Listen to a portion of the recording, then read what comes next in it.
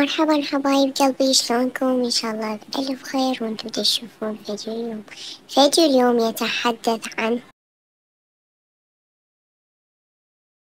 أتمنى من عندكم قبل لا تبدوا الفيديو تشتركون بالقناة وتفعلون زر الاشتراك وكتبوا بالتعليقات أفضل مسلسل من هاي المجموعة.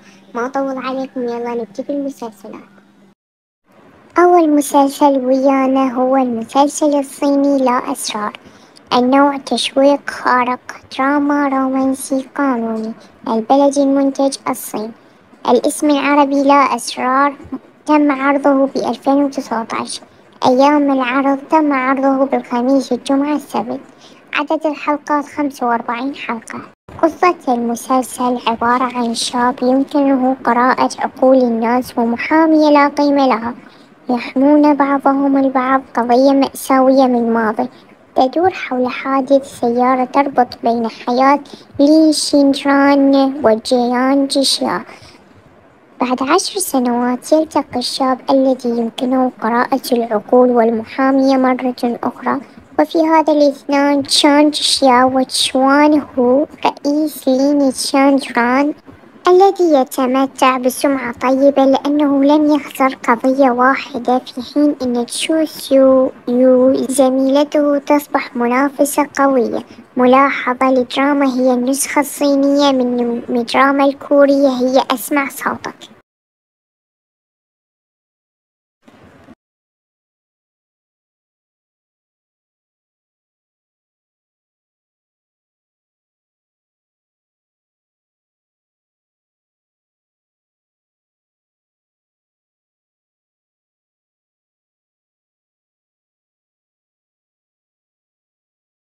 المسلسل الثاني هي سعادتي الصغيرة. النوع درامي رومانسي كوميدي قانوني. عدد الحلقات 28 حلقة. البلد المنتج كوريا الجنوبية.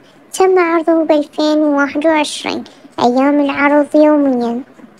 القصة: تعود كونج رو في الخفاء من الخارج بعد أن اطمأنت والدتها بأنها سافرت لدراسة الإدارة المالية، وذلك سعيا في تحقيق حلمها بأن تغدو محامية للتعيين كمتدربة قانونية وتتولى أول قضية.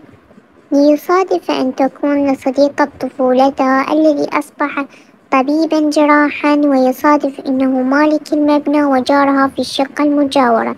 إلى ما ستنتهي تلك الصدفة يا ترى؟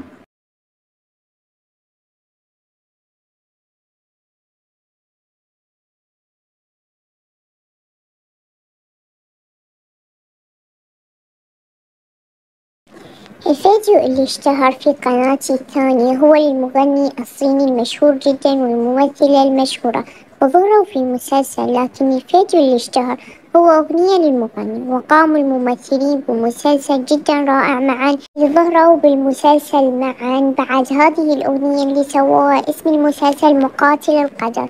النوع تاريخي خيالي دراما رومانسي. البلد المنتج الصين. الاسم العربي مقاتل القدر. مواعيد تم عرضه ب2017. عدد الحلقات 52 حلقة. شون تشانغ شون الذي يتخلى عنه قرب نهر متدفق ووجده راهب من الطائفة الطاوية. شون شان شينغ نقول هو الأمير الرابع للدم الملكي، ويعاني من المرض الغير قابل للشفاء، بحيث لا يعيش بعد سن 20 عاما، وليجد علاج لمرضه ترك المعبد. فهل يصل إلى هدفه خلال رحلته؟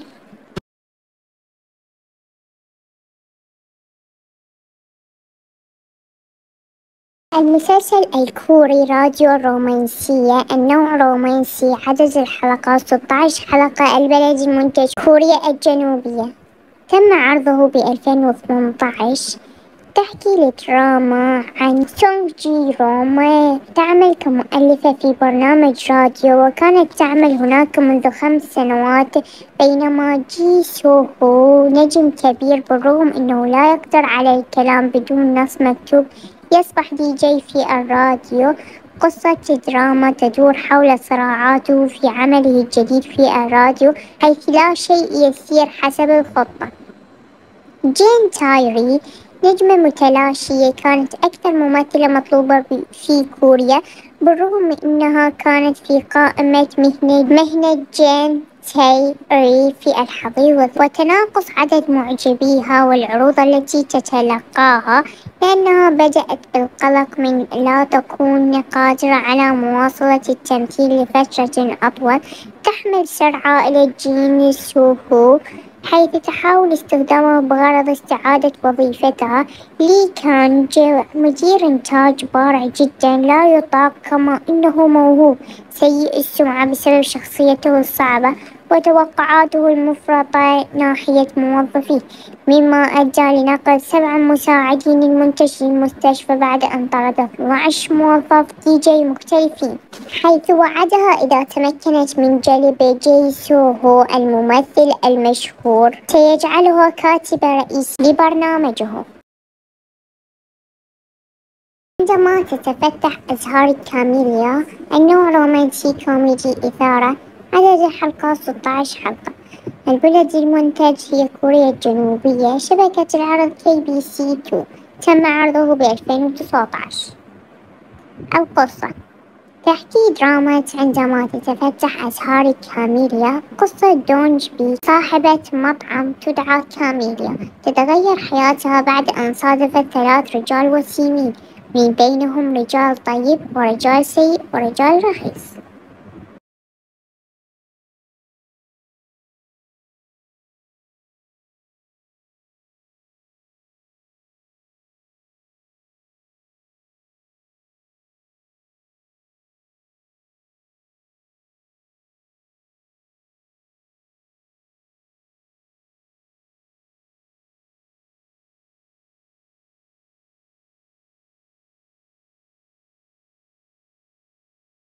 تتكلم الموسيقى. يوجد في سينمانا بالاسم دودو سول سول لا لا سول.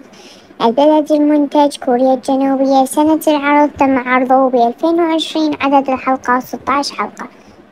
موعد العرض عرضوه ب2020 17 أكتوبر.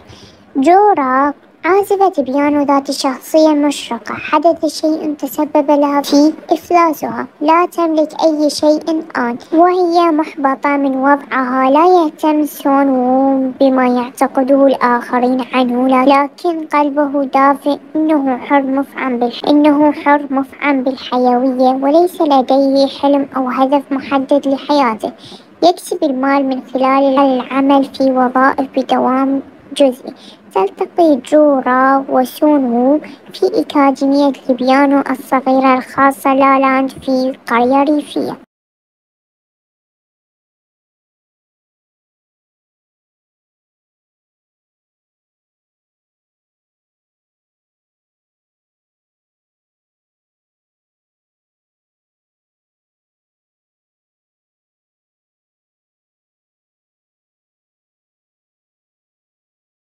خاتم السهرة، النوع رومانسي درامي كوميدي عائلي، عدد الحلقات 26، تم عرضه ب2017، شبكة العرض GMM 25.